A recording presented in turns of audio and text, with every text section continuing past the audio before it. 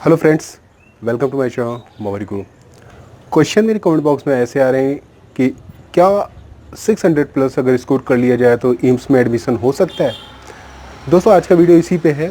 मैं पूरा डिस्क्राइब करूंगा कि कैटेगरी वाइज कितने स्कोर पे आपको सीटें एम्स में मिल सकती हैं। दोस्तों, क्योंकि बहुत सारे कैंडिडेट्स मेरे कमेंट बॉक्स में इस तरह के कमेंट करेंगे, सर केवल हमें एम्स में ही एडमिशन लेना है, हमारा प्रॉपर टारगेट है एम्स क्वालिफाई करना, क्योंकि नीट के थ्रू हो गया है एम्स, इसलिए नीट में कितना स्कोर हमें करना पड़ेगा, ये उनका कहना था।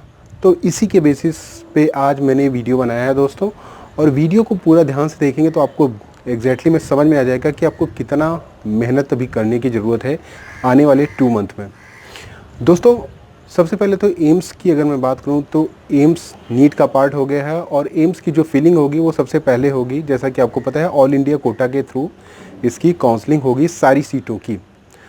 तो दोस्तों, सबसे पहले जो हमारी चॉइस फिलिंग वो होगी वो एम्स न्यू दिल्ली की होगी। जो टॉप 50 कैंडिडेट्स होंगे उनके लिए वो हो सकती है जो रैंकिंग में सबसे टॉप होंगे, और एम्स की भी सीटें उन कैंडिडेट्स के लिए होंगी जो टॉप में होंगे।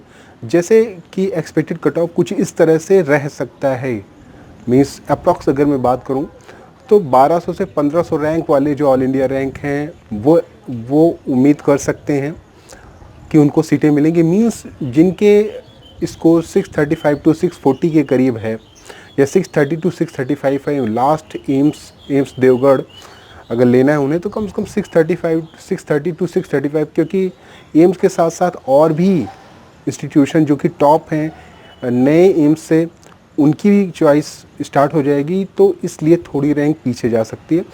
तो ये मान के चलिए कि 630 टू 635 के करीब जनरल में अगर आप एम्स लेना चाहते हैं, 635 टू 640 के करीब इतना स्कोर आपको सेफ रखना पड़ेगा।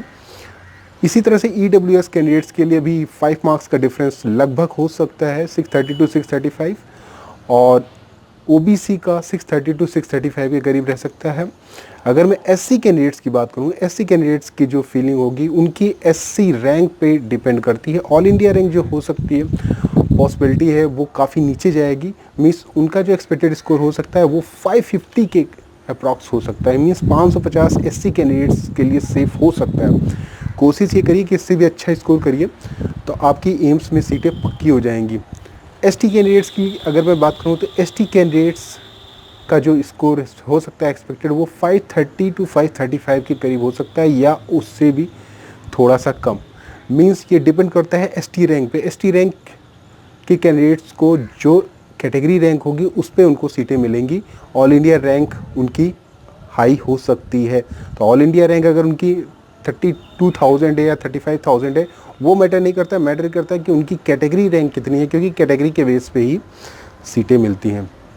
अब मैं बात करूं फिजिकली हैंडीकैप कैंडिडेट्स के लिए, तो फिजिकली हैंडीकैप कैंडिडेट्स जो कैंडिडेट्स लगभग 520 530 के करीब स्कोर कर लेते हैं, उनके भी चांसेस रहेंगे इस बार नीट में स्कोर करने के कि उनको सीटें मिल जाएं एम्स की। तो दोस्तों, एम्स में अगर 600 मेरली आप स्कोर कर लेते हैं तो आपको सीटें मिलनी पॉसिबल नहीं है, खासकर इस बार, क्योंकि नीट का एग्ज़ाम पेपर बिल्कुल डिफरेंट होता है। एम्स में नीट में अच्छा खासा स्कोर कैंडिडेट्स करते हैं, क्योंकि पेपर इतना इजी होता है इसका। और जहाँ तक एम्स की बात है, एम का डिफ़िकल्टी लेवल काफ़ी हाई होता था, काफ़ी हाई क्वेश्चंस आते थे। नीट का पैटर्न फॉलो होगा तो नीट के क्वेश्चन पेपर, नीट के जो क्वेश्चन पेपर होते हैं वो काफ़ी इजी होते हैं, तो आसानी से बहुत सारे कैंडिडेट्स अच्छा स्कोर कर सकते हैं। तो ये ध्यान में आप रखिएगा, और टारगेट रखिए कि 635 टू 640 सेफ़ है। मान चलिए 640 के करीब अगर कर लिया तो एम्स आपको मिल जाएगा। तो ये इंपॉर्टेंट इन्फॉर्मेशन थी आप लोग के लिए जो एम्स लेना चाहते हैं। That's all from my side. Do like share subscribe to my video. Thanks, bye and take care.